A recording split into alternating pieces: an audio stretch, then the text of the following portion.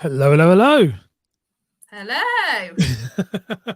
We're joined by Heidi today. I'm super excited for this one because it's been a while since we've just been speaking for like half an hour before this, but it's been a while since we spoke. So I'm really looking forward to just catching up. And you've had a completely different career change. Yes, I have, Ash. It's been a complete career change. And yeah, we'll dig into that in a minute. No one more shocked about this than I, to be fair. I'm not very shocked. I think it makes complete sense. Um, but just for kind of context of this show today, just can you give people a bit of a background on you? Don't worry, we have to go into the whole thing because a lot of people will know you, and I know you've got your story, and we only got like 20 minutes. So, but could we give like a backstory into just who you are and kind of because that will add context into what it is you're doing now. Sure. So I'm just going to do the rapid fire Do your version. rapid fire bang bang The moment. And I'll situation. try and yeah, because if you go too deep, it always makes me really sad and I start going to cry. So I don't want to do Yeah, that. I won't. I'll be really matter of fact about it. So the main thing that everyone needs to know is that I'm a massive hard ass. That's really important to bear in mind.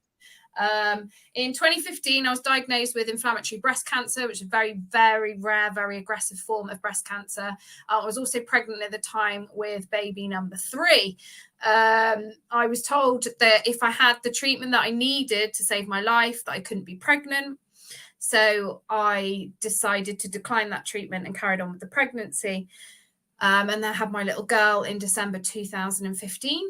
And she was very healthy. But sadly, as life is, because it's never poetic and it's never fair, she caught an infection in hospital and she died when she was 8 days old. I then found out that my cancer was terminal. It had spread to my lungs and my skin and my blood vessels, and I had about a year to live. I also had 2 boys at home who were 1 and 2 years old at the time. And I know this sounds totally made up, but that was the plot of my life. Mad, isn't it? Yeah, crazy. And I had a year in which to basically make every day count, which, by the way, people, is a complete waste of time and is exhausting. Flash forward to the end of 2016, everyone was on the edge of their seats waiting for me for suddenly go, and I didn't. I carried on with chemo. And it's 2023 and I'm definitely not dead. Never been more alive than I am now.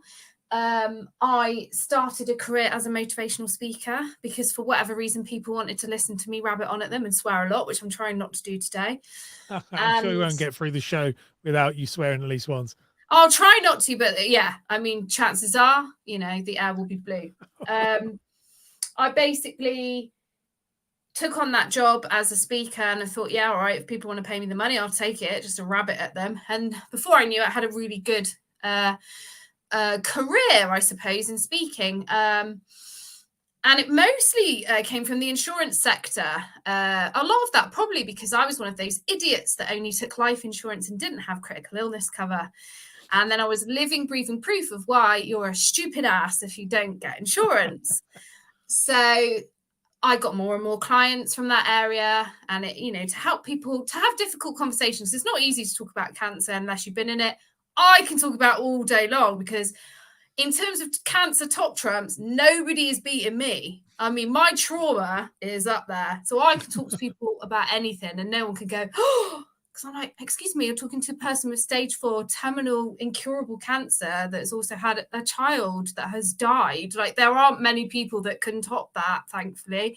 Well, I'm extremely resilient. COVID hit, COVID was shit. And the speaker work kind of went, and I was going online and doing it. And it wasn't the same because I am great in person. And I'm still good online, but I'm definitely much better in person. And I was like, God, what am I going to do? So I need to pay the bills, etc. And I thought, what am I going to do? I ended up working as an editor for a news desk, and the money was crap, but it was money. So it was coming in, and I was thinking, I just had this feeling that was not what I was meant to be doing. It's hard to explain. But I panicked because I was going through a divorce because I like to make my life really complicated. And I thought, what am I going to do? So I reached out to a friend of mine that I'd met through speaking who was in insurance. And I said, look, please, you're really good at being motivating. Can you talk me out of taking a job that's going to pay me £78 a day? And she was like, why don't you come and work for me as an advisor? for insurance. And I thought, I can't do that. I will be the shittest salesperson in the world ever, because that's just not me. She's like, it's not like that, and I'm not like that, and my firm is not like that.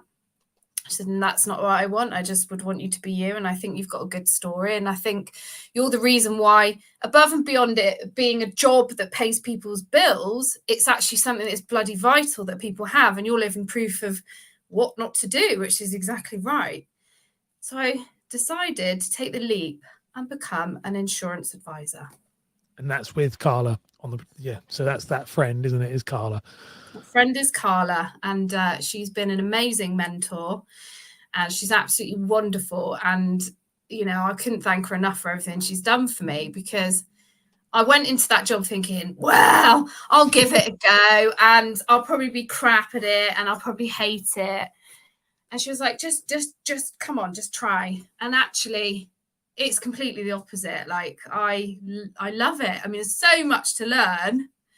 Yeah. And this learning curve is so steep. And, going from, I used to be a police officer. So I am used to doing lots of paperwork, but this is completely different. And there's been a lot to learn, but it's been, I've loved it. And actually, I love talking to people. I spend my appointments probably last a lot longer than what other people's do, because we end up going, la, la, la, la, la, la, la, la, la.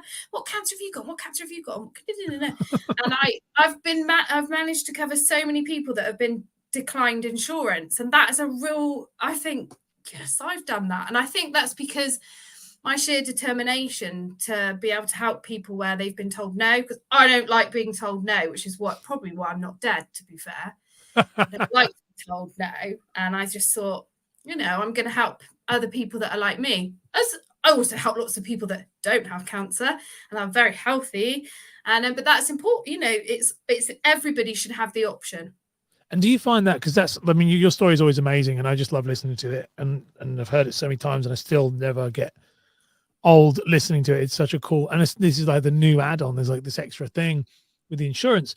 So do you find that you're like you enjoy that helping, because like your niche, let me get the word out. Do you feel like with someone like you speaking about it has a different impact than, let's say, someone who is just a normal advisor? Because there is something about your story is inspiring. Do you feel that speaks to people who potentially couldn't be reached normally? Yeah, absolutely. And actually, as you're saying that, it makes me try and think in what way we could apply that outside of the cancer world. And one of the main things is there's nothing worse than when you're a parent, having someone that's not a parent tell you how to parent. Oh, it's very true. And that's really irritating. It's like when someone compares themselves. I know what it's like being a parent. I've got a dog. Yeah, I've got a dog. Oh, I totally understand. No, you don't. You totally don't get it at all.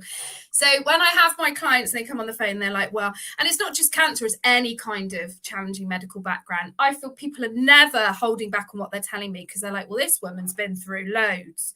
Yeah. So I can tell her everything and she can understand what it's like. And I do think that is a massive, massive, massive part of why I get the clients that I do.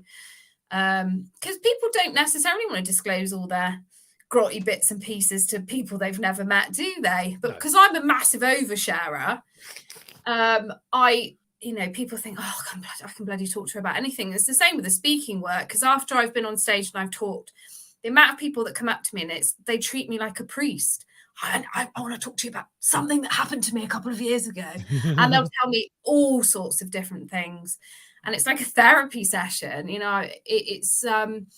but I am massively proud of being able to give people the ability to be able to speak to me like that. And it's worked really well in the insurance world. There's nothing worse. Sorry, all the suited white middle-class males out there that are listening to us, but there's nothing worse than having someone come up to you and go, I'm going to talk to you about finance. And yes, this is why you need insurance. And what would happen if you got like some situations with your breasts or something in the future? Oh, no one wants to listen to that. Who talks like that? Nobody talks like that. People want to talk to human beings. Yeah. Oh no, I think you're right. And I think also, like, I can like completely agree with you on this. And it's not like a relatable, but it's relatable in some ways. It's like last year I was quite sick with something that was male related. So every time that like a female doctor came in, you're like, look, you don't really get this, even though No. you do get it. Like, you don't fully get it. And it's quite interesting because I can imagine that's exactly the same with like breast cancer. And is that like, I think that one thing I'm a big advocate of is this idea of being very self-aware. And the reason why I do well at what I do is because I've been in the scenarios that my clients have been in. I think it's very hard for people to like say empathize. You can empathize, but it's really hard to like relate. And I think you're such a unique story because it's so extreme that you're like, you also kind of provide hope. I think at the end of it, there's some of this idea of like whatever is thrown at me, and it does. What your story in general, like when I was sick, silly as it sounds, your story is one of the stories that played in my head every single day. Like, and I think that's why I think something you give is, that was one of the things in my head. It was like, no matter how bad this gets, like it's never going to be as shit as Heidi's situation. Exactly. But I mean, and what I mean is, it's never going to be as bad as that. Yeah. And she's like the way she is. I always think about the Magic Mike story with yours, and that's all that goes through my head, is that like you find humor in things, and I think that I can imagine, and we spoke about this off air, I can only imagine how many people need that at the point of purchase of insurance, which is such a taboo topic. People don't want to talk about it, because I think the hard thing with insurance is, and I was saying this to somebody a couple of days ago, is like, insurance is probably the hardest. Pensions and insurance are the two hardest things to sell. Mortgage, pretty easy. The reason being is that I want a house. Normally you're going to get a bigger house, so I'm getting something for it. The problem with pensions is it's delayed. So it's like, I'm going to pay that, and if I'm lucky, I might live till the point where I actually get it. So that's that. But I think insurance is the hardest of those, which is, I'm going to now talk to you about this thing that you really don't even want to acknowledge that it ever happens. And I want you to pay money to something every single month to something that I don't even want to think about. It's just a weird thing. So I think having someone like you is quite a powerful image. Yeah, definitely. I mean, a lot of my appointments are like counselling sessions in lots of ways. And obviously I get a lot of females with breast cancer, but like I say, I get people from all sorts of backgrounds. When I get a healthy non-medical disclosure client, I'm like, what? Are you sure there's nothing wrong with you? Did you fall how did you land on my profile? How are you here?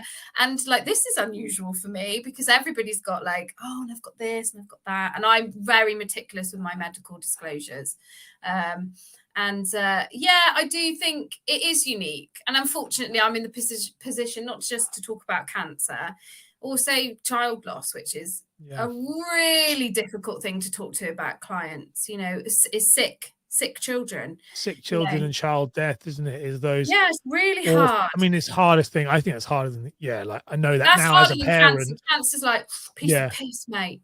But as a parent now, like that, that's so weird as well. Because when I first met you, I wasn't. My wife was pregnant, and it's funny how that changes. You say there's nothing worse than like I was watching a film literally like 2 days ago, and it was called Instant Family with it was about this guy doing like a fostering something. Me and my wife watched it, and next thing you know, I'm like, bloody hell, this is like, I'd seen it before. I'd seen it in like 2018 or 2019, and I was like, that's a funny Mark Wahlberg film. Then after having a kid, it was like a wholly fucking different thing. And I was like, oh my God, this is mad. Like and it made me uncomfortable. I had to turn things off, like watching something that's like sick kids. And I'm like, I just can't. Like, it's just a fundamentally hard. And I think that those are the conversations that need to be had, but they're just, most people either don't have kids, so they're not advising on it, or they don't want to talk about it. And I think that's, again, you're so unique in that situation because you're so open about it. Most people won't talk. Yeah, and it's hard because people think, well, it's a weird way, because you'll think, well, I wouldn't give a shit about money because I'd be thinking fully about my child. Money's irrelevant. If it's not. And in a way it is, but then it's not, because then if you're in the situation where like, okay, well, my child's ill, but also how the hell am I going to pay the bills? I've got to go to work and be at work to get paid while my kid is in hospital. Like, absolutely horrendous, because of course you're just going to walk out the front door, then your bills aren't going to get paid. When your child gets well, is ready to come home, where's home? Yeah. You know, if you've defaulted on your mortgage, or or no one's heating their homes, or people can't eat, and that kind of thing. You know, there's I think we all live in this world of, oh, the money comes from somewhere, but it doesn't. Like, I've stage 4 terminal bloody cancer. How much money do you think the government have given me for that? Nothing. I remember you because you're saying that because Nothing. they don't deem you sick enough. I'm not sick enough because I've had sheer determination, and literally, Ash, it's because I can wipe my own ass and walk more than 100 meters. I don't get anything. Yeah. And in a way, you're like, well, I'm grateful I'm not in that bracket. But at the same time, you're like, Jesus Christ, like, I'm self-employed. There's no statutory sick pay. Like, I mean, there's no protection for you. Yeah, no, there isn't. And I think, you said something really important there, which is like all of it's important. But one thing I want to point, you said, in some ways people think the money doesn't matter when your child is sick or when you're sick. But you know what's so funny? And I say this to Carla. Carla obviously did my insurance. The weirdest thing. So my health scare it turned out it was like a year long and it was absolutely fine. Well, it's not fine, but it was okay. But what was Carla did all my insurance. Do you know, it was the weirdest feeling when I first got the kind of it's a cancer scare thing. It was like, well, it's okay because that's like it was just one thing off the mind. It was so I said to Carla, I said it meant so much, but it was such a weird feeling of like, because money does matter. Because all that went through my head was like, okay, so if I died, then that can go there. If that happened, that can go there. If that like it was not, I can't imagine. And you've been in that situation of like that allowed me to just focus on, okay, I just got to get better, as opposed to being like, what do I do if I don't? And that was just a scare. Like it was a long scare, but it was a scare that went well in the end. But it was this idea of like, holy shit, this is real stuff. This is not like, it's not just stuff that happens to people we know or people. It's real, and money really matters, because if not, like everything, the life you've just spent time to build with your family just comes crumbling down very very quickly. Yeah, and the psychological fallout from that when you get better is unreal, because right, your health's back, but you look around and you're like, right, well, I'm not where I was before cancer. So cancer's not just taking your health, it's taking your entire lifestyle away from you if you're not protecting it. And that's terrifying. Like I'm going through a divorce now, so I'm now a single parent, and this house around me now, because I don't have critical illness cover, probably gonna have to sell it. And that's devastating. That's my kid's home, but we're gonna have to leave it because I didn't have critical illness cover. I'd had that. This would have been paid off and wouldn't have been an issue for me, and yes, I mean, fundamentally, woohoo, it's brilliant. I'm here. It's great. You lot will be lost without me, but it's that I'm lucky I can work. There's not many people in my position, that have lived as long as I have, and B, that are able to work. I am a really unusual case. Yeah. But I can't afford to be ill. I had strep A before Christmas. Yeah. And I could barely breathe. And I was still taking appointments from clients because, well, the bills have got to get paid. It's got to happen. There's nothing there for me. I can't get income protection now. I can't get critical illness cover now. Luckily, I've got decreasing term insurance for my mortgage, which I took out years ago. But the conversation at the time was never had adequately about critical illness cover. And, partly my fault, absolutely. But what I've learned as an advisor is that will never be one of my clients. They will constantly be getting calls going, have your circumstances changed? Where's the gap in your insurance? What can we do differently? You can also call them on it. That's the thing that I think is really, as in like call them out on that kind of bullshit, because I think the hardest bit, and this isn't anything, as we said about it, it's all about relatability. We've said it so many times in this, but it does all boil down to that. The reason why I can do the job I do is if someone tells me, well, that doesn't work the way I'm saying, well, that's bollocks. It does, because I've done it. I've been advisor, did this. I know. And so when you're saying you can't do it because you're too busy, it's because you couldn't be asked or because you're scared. I know exactly what it is. Yeah. And that's the thing that I think very few people in the insurance industry, not very few, because there are people out there, but like what puts you in a such unique space, as you say, is that you're willing to have that conversation. Because one, you've done it.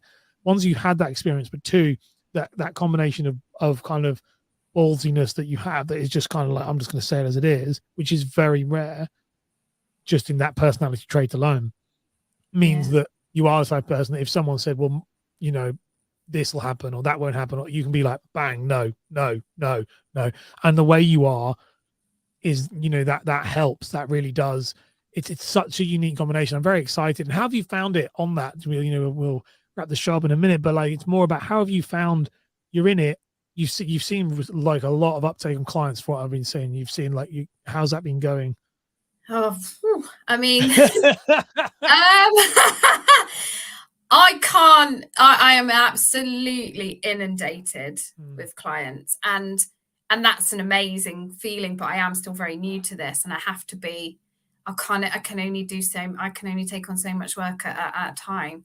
Yeah. And I mean, that's been amazing to have that response, but you know, Stressful as well. It's stressful. Yeah, it is stressful, because I want to help as many people as I can, but I you know, I can't keep, every time I post something on social media, it's like.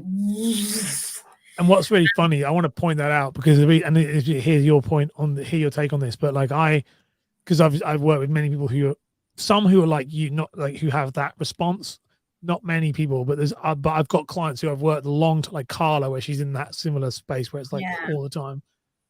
And it's funny because most people will be watching this, insurance advisors, mortgage advisors, and they're going to be like, "Oh, poor you! I wish I was in that situation." But it's a very hard situation to be in when you don't like it. Like, what I'm trying to say is, they don't understand it. Like, you can articulate it better, but it's sometimes there's a part of you that's like, I just wish there was nobody right now, and it would just be like one client a week or two. It's that kind of, you know, that thing of more money, more problems. It's just a different problem completely. It's not like all your dreams are at the end of a load of clients messaging you, because it's really not.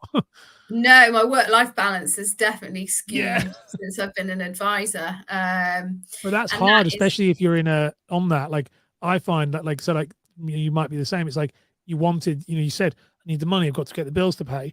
And all of a sudden, all these people is potential opportunities. And that's really hard when I find for myself, it must be for you.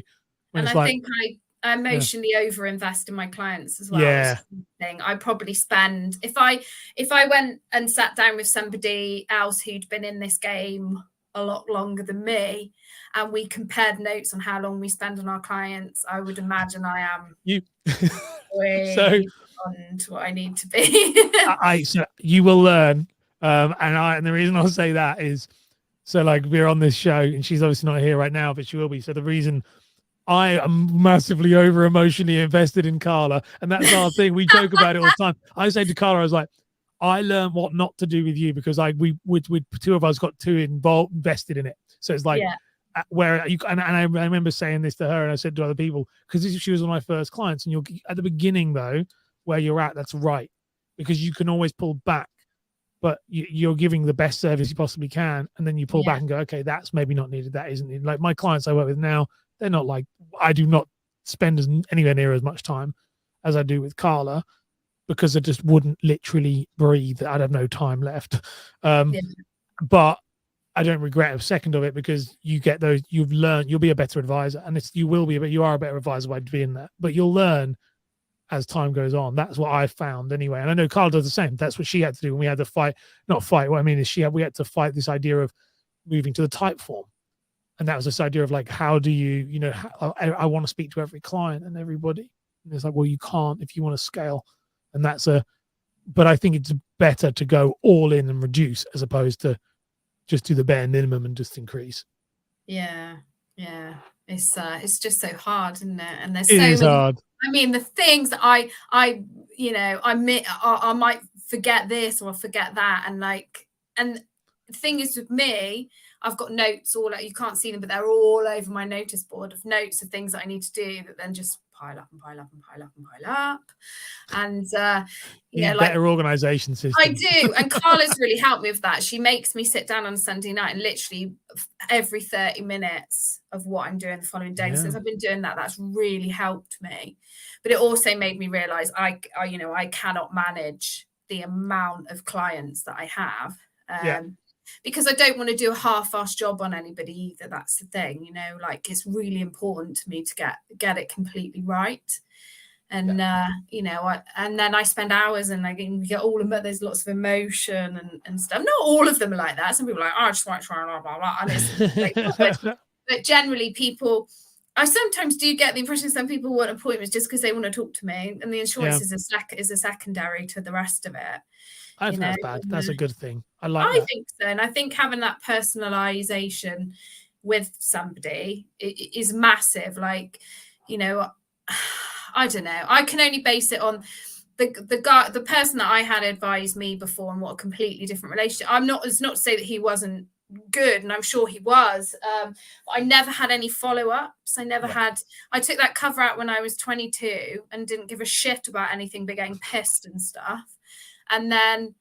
But then later on down that line, I had 2 kids and a bigger mortgage, and lots of things had changed, and I'd grown up, and I could see probably more value in something if somebody had put it to me. But that phone call never happened, and for me, that's really important. If I've got someone that's got stage 4 cancer, and I put them on with a certain provider that will non-medically underwrite them, etc. And I think, okay, well, even with that, I'll make a note to call them back in a couple of years and see how they're getting on. If it's someone with lower level cancer, like stage 1, and it's recent and I can't get them cover somewhere, then I'll be like, look, we go through a period of time where actually your chances of getting more conventional insurance are going to improve in that time, and I will make a note.